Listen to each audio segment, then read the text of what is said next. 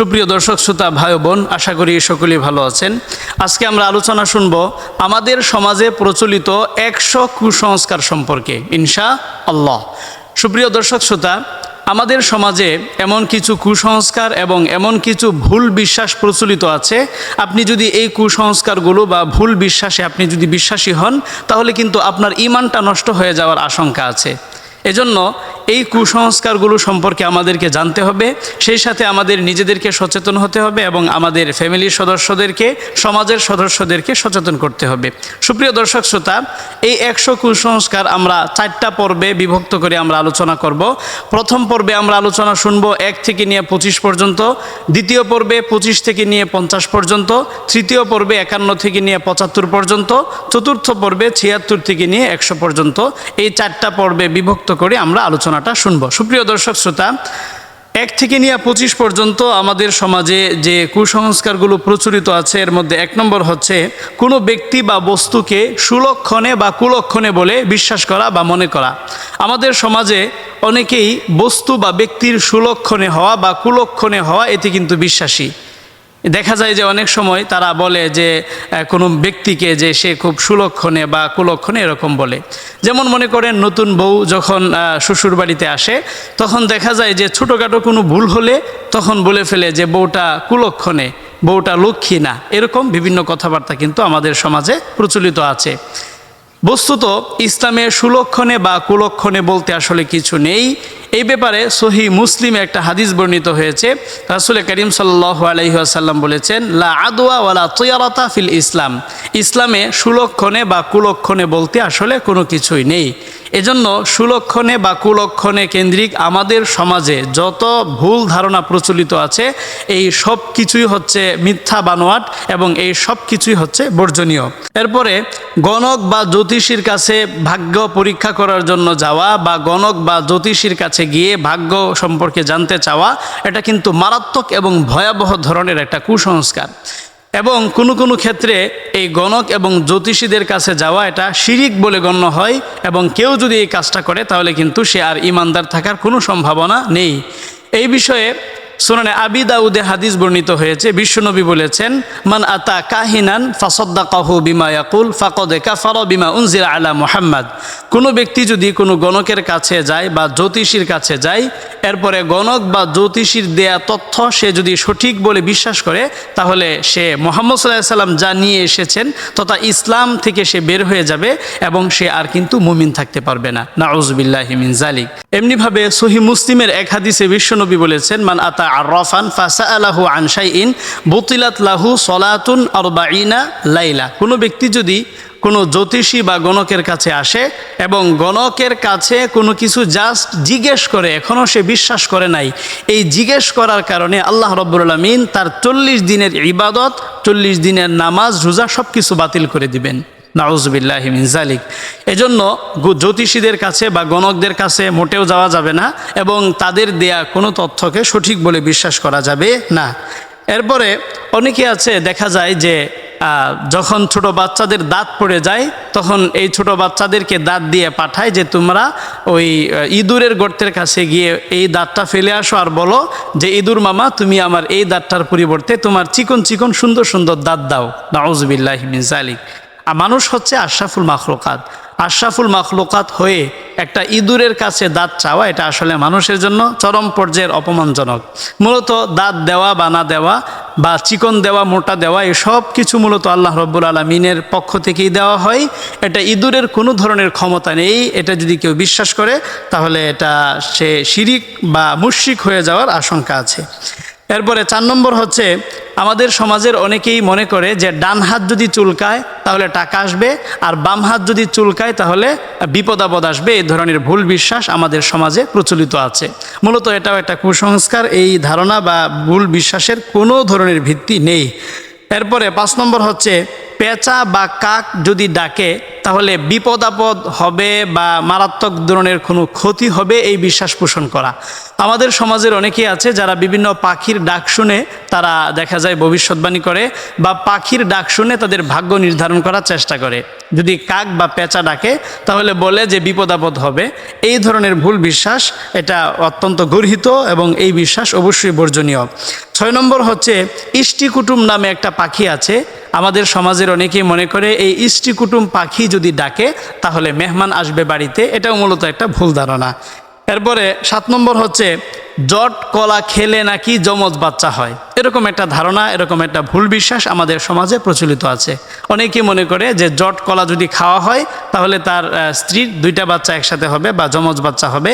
আবার মা বোনরা প্রেগনেন্ট অবস্থায় যদি জট কলা খান বা জোড়া কলা খান এতে তাদেরও নাকি পেটের বাচ্চা যমজ হবে। এটা আসলে ভুল ধারণা। আসলে জট কলা বা জোড়া কলা এটার সাথে যমজ বাচ্চা হওয়ার কোনো সম্পর্ক নেই।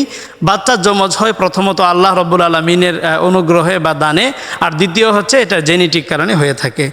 এরপরে 8 নম্বর হচ্ছে পরীক্ষার দিন সকালবেলা কেউ যদি ডিম খেয়ে পরীক্ষার হলে যায় তাহলে সে পরীক্ষায় ডিম পাবে, তার পরীক্ষা খারাপ হবে। এই জাতীয় একটা ভুল মেসেজ বা ভুল বিশ্বাস আমাদের সমাজে প্রচলিত আছে। এটাও সম্পূর্ণ ভুল ধারণা। ডিম এটা পুষ্টিকর, এমনিভাবে হাই প্রোটিন সমৃদ্ধ একটা খাবার। এটা পরীক্ষার দিন কেন, সবসময় এটা খাওয়া দরকার। ডিম খেলে পরীক্ষা খারাপ হবে এটা কোনো ধরনের যৌক্তিক কথা নয়। এরপরে 9 নম্বর হচ্ছে বদনজর থেকে বাঁচতে অনেকেই দেখা যায় যে বাচ্চাদের কপালে টিপ অথবা কাজল দিয়ে থাকেন। এটাও মূলত একটা ভুল ধারণা। বদনজর থেকে বাঁচার জন্য সবচেয়ে বড় যে আমলটা পবিত্র কোরআন এবং রাসূলের সহিহ সুন্নাহয় বর্ণিত হয়েছে সেটা হচ্ছে সূরা ফালাক এবং সূরা নাস সকাল সন্ধ্যা পাঠ করা।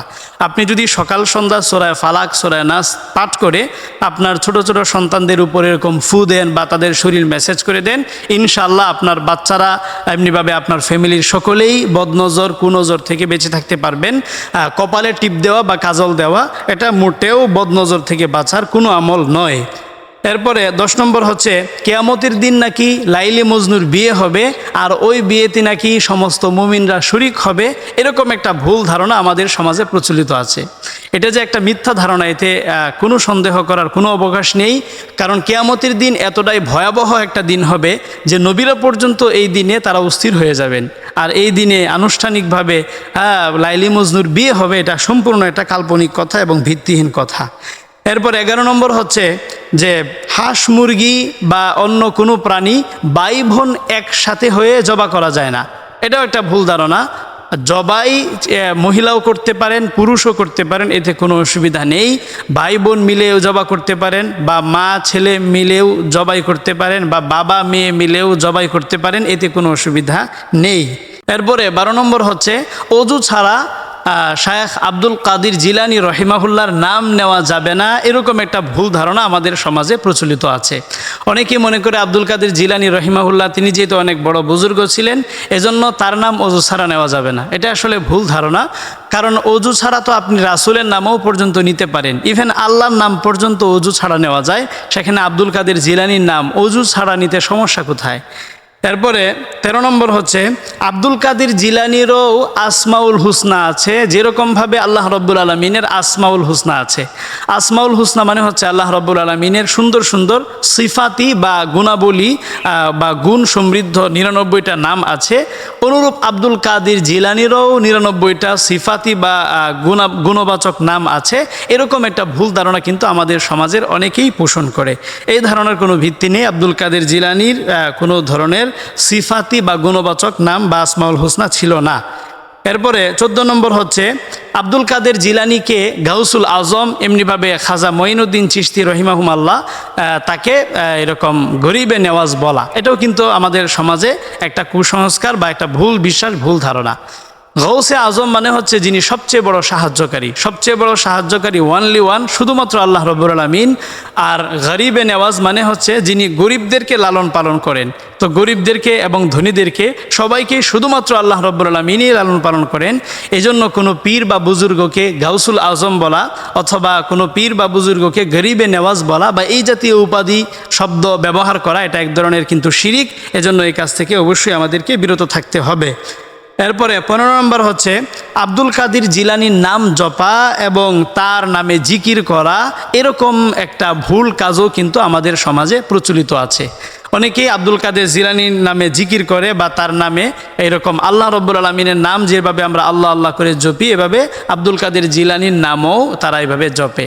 কিন্তু এই কাজটা হচ্ছে সম্পূর্ণ ভুল এবং এই কাজটা অত্যন্ত গর্হিত এবং নিন্দনীয়। আল্লাহ রব্বুল আলামিন পবিত্র কোরআনে বলছেন, ওয়ালা তাদউ মাআল্লাহি ইলাহান আখার, আল্লাহ ছাড়া তোমরা অন্য কাউকে ডেকো না, অন্য কারো নামে জিকির করো না। এজন্য আল্লাহ ছাড়া অন্য কারো নামে জিকির করা, কারো নাম জপা, এটা কিন্তু এক ধরনের শিরিক। এই কাজ থেকে অবশ্যই আমাদেরকে বিরত থাকতে হবে। এখানে প্রাসঙ্গিক হওয়া একটা বিষয় একটু বলে রাখি, আমাদের সমাজে আব্দুল কাদের জিলানী রহিমাহুল্লাহ, এমনিভাবে খাজা মঈনুদ্দিন চিশতি রহিমাহুল্লাহ, তাদেরকে কিন্তু অত্যন্ত গুরুত্ব দেওয়া হয় এবং দেখা যায় যে আমাদের বড় বড় যারা ইমামরা ছিলেন, যেমন মনে করেন ইমাম আজম, ইমাম আবু হানিফা রহিমাহুল্লাহ, বা ইমাম মালিক রহিমাহুল্লাহ, বা ইমাম শাফিঈ, ইমাম আহমদ রহিমাহুল্লাহ, তাদের চেয়েও দেখা যায় যে আব্দুল কাদের জিলানী বা খাজা মঈনুদ্দিন চিশতিকে কিন্তু অনেক বেশি গুরুত্ব দেওয়া হয়। আসলে এই কাজটা করা একদম উচিত না, কারণ এই উম্মতের জন্য সবচেয়ে বেশি অবদান রেখেছেন বড় বড় ইমামগণ। সেই তুলনায় আব্দুল কাদের জিলানী অবশ্যই তিনি বড় ব্যক্তি, কিন্তু কখনোই তাকে অন্যান্য বিশেষ করে চার মাযহাবের যে চারজন ইমাম আছেন তাদের চেয়ে বেশি গুরুত্ব দেওয়া, এটা কিন্তু একদম উচিত হবে না। এরপরে আমাদের সমাজে প্রচলিত যে কুসংস্কারগুলো আছে, এর মধ্যে 16 নম্বর হচ্ছে অনেক ব্যবসায়ী ভাইদের মধ্যে এটা দেখা যায় যে প্রথম কাস্টমারকে যদি বাকি দেওয়া হয় তাহলে তারা মনে করেন যে সারাদিন শুধু বাকিতেই যাবে, ওই দিন তার আর কোনো লাভ হবে না বা নগদ বিক্রি করতে পারবেন না। এরকম একটা ভুল ধারণা আমাদের ব্যবসায়ী ভাইদের মাঝে প্রচলিত আছে। এটাও কিন্তু একটা ভুল ধারণা। আপনি যদি বাকিতে দেন, বাকিতে বিক্রি করেন, এটা একটা বড় একটা সওয়াবের কাজ। হ্যাঁ, এজন্য প্রথম কাস্টমার হোক আর শেষ কাস্টমার হোক, এগুলো কোনো ফ্যাক্টর নয়, বাকিতে দেওয়া ভালো। এরপরে 17 নম্বর হচ্ছে প্রথম বিক্রিত যে পণ্যটা আছে সেই পণ্য যদি ফেরত নেওয়া হয় তাহলে ব্যবসায় কোনো ধরনের বরকত হয় না। এরকম একটা ভুল ধারণা আমাদের ব্যবসায়ী ভাইদের মাঝে প্রচলিত আছে। এই ধারণার কোনো ভিত্তি নেই। আপনি যদি কোনো কাস্টমারের পণ্য ফেরত নেন, এটা অনেক বড় একটা নেক আমল, এই কাজটা করা ভালো। এরপরে 18 নম্বর হচ্ছে যে ঘর থেকে বের হওয়ার সময় যদি পিছন থেকে কেউ ডাকে তাহলে অশুভ মনে করা এবং রাস্তায় বিপদ আপদ হবে বলে মনে করা, এটাও কিন্তু একটা কুসংস্কার। আমরা অনেক সময় দেখা যায় যে বাইকের চাবি বা অফিসের ফাইল এগুলো বাসায় রেখে অফিসে যাওয়া শুরু করি, তো আমাদের স্ত্রীরা তারা পিছন থেকে ডাক দেন। তো এই জন্য স্ত্রীদেরকে কুলক্ষণে মনে করা বা রাস্তায় বিপদ আপদ হবে বলে মনে করা, এটা কিন্তু সম্পূর্ণ অযৌক্তিক এবং ভুল ধারণা। এরপরে 19 নম্বর হচ্ছে বাসা থেকে বের হওয়ার সময় যদি কোনো কারণে হোঁচট খেয়ে পড়ে যায় তাহলে রাস্তায় বিপদ আপদ বা অ্যাক্সিডেন্ট দুর্ঘটনা হবে বলে মনে করা, এরকম একটা ভুল ধারণাও কিন্তু আমাদের সমাজে প্রচলিত আছে। এটাও একটা ভুল ধারণা, এই ধারণার কোনো ভিত্তি নেই। এরপরে 20 নম্বর হচ্ছে রাতের বেলা জুতা বাহিরে না ফেলা বা এরকম ময়লা আবর্জনা বাহিরে না ফেলা, এরকম একটা কুসংস্কার বা ভুল ধারণাও কিন্তু আমাদের সমাজে আছে। অনেকে বলে বা মনে করে যে আবর্জনা রাতে যদি বাহিরে ফেলা হয় বা এরকম জুতা যদি বাহিরে ফেলা হয় তাহলে বিপদ আপদ হয়, এটা ভুল ধারণা, এই ধারণার কোনো ভিত্তি নেই। এরপর 21 নম্বর হচ্ছে হাতের মধ্যে রিং বা ব্যাচলাইট পরিধান করা। আমাদের সমাজের অনেক যুবক ভাইয়েরা আছে, তারা দেখা যায় যে সৌন্দর্যের জন্য তারা ব্যাচলাইট বা রিং পরিধান করে। আসলে ব্যাচলাইট বা রিং পরিধান করা এটা একটা বিজাতীয় কালচার, এটা কিন্তু মুসলমানদের জন্য একান্ত বর্জনীয়। তারপরে অনেকেই দেখা যায় যে আজমির শরীফের লাল একটা সুতা পাওয়া যায়, লাল সাদা সুতা, ওই সুতাটা হাতের মধ্যে বেঁধে রাখে এবং তারা বলে যে এই সুতা যদি হাতের মধ্যে থাকে তাহলে কোনো ধরনের বিপদ আপদ হবে না। এটাও একটা কুসংস্কার, এটাও একটা ভুল ধারণা। বিপদ আপদ হওয়া না হওয়া সম্পূর্ণ আল্লাহর উপর, আল্লাহ রব্বুল আলামিনই বিপদ দেন বা আল্লাহ বিপদ দূর করেন। এজন্য কোনো সুতা বা তাগির উপর এরকম বিপদ আপদ হওয়া না হওয়া বিশ্বাস করা, এটা কিন্তু সম্পূর্ণ ভুল ধারণা। এরপরে 23 নম্বর আছে বাহুতে বা হাতের কবজিতে যে কোনো ধরনের কাইতুন বা তাগি বাঁধা। অনেকে আছে হাতের মধ্যে, বাহুর মধ্যে অথবা এরকম কবজিতে অথবা শরীরের অন্য যে কোনো জায়গায় তারা কাইতুন বা তাগি বেঁধে রাখে, এটাও কিন্তু একটা ভুল বিশ্বাস, ভুল ধারণা, ভুল কাজ। এরপরে 24 নম্বর হচ্ছে মাথার মধ্যে যদি 2 গিট থাকে তাহলে তার 2 বিয়ে হবে, এরকম একটা কুসংস্কার, ভুল ধারণা আমাদের সমাজে প্রচলিত আছে। তো এটাও একটা ভুল ধারণা, কারো বিয়ে 2টা হবে নাকি 4টা হবে সেটা আল্লাহ পাক নির্ধারণ করে রেখেছেন। এজন্য মাথার গিটের ভিত্তিতে কারো বিয়ের পরিমাণ নির্ধারণ করা এটা একদম উচিত হবে না। সর্বশেষ 25 নম্বর হচ্ছে মাজারের সামনে যখন গাড়ি নিয়ে যাওয়া হয় তখন গাড়ি স্লো করা। অনেক ট্রাকওয়ালাদের মধ্যে এটা দেখা যায় যে তারা যখন মাজারের সামনে দিয়ে ট্রাক নিয়ে যেতে থাকে তখন হঠাৎ করে মাজারের সামনে গিয়ে স্লো করে দেয়। তাদের বিশ্বাস থাকে যে মাজারের ভিতরে যেহেতু বাবা শুয়ে আছে, তথাকথিত বাবা শুয়ে আছে, সে ওই ট্রাক উল্টিয়ে দিবে। তো কোনো বাবা যদি ট্রাক উল্টিয়ে দেয় তাহলে ও তো কোনো বাবা হতে পারে না, ও তো কোনো ভালো মানুষ হতে পারে না, বরং সে তো মানে মানুষের ক্ষতি করছে। এজন্য কোনো পীর বুজুর্গ ট্রাক উল্টিয়ে দিতে পারে এই ধরনের কোনো বিশ্বাস লালন করা এটা সম্পূর্ণ ভুল ধারণা। এই জাতীয় ধারণা থেকে অবশ্যই আমাদেরকে বেঁচে থাকতে হবে। আল্লাহ পাক আমাদেরকে তৌফিক দিন।